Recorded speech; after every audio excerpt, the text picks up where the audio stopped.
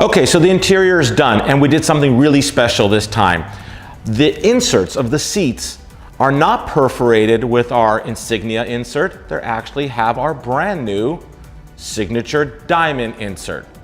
And also the dash and the steering wheel, yes, it's carbon fiber because that's such a cooler look compared to the standard wood trim that comes with the car.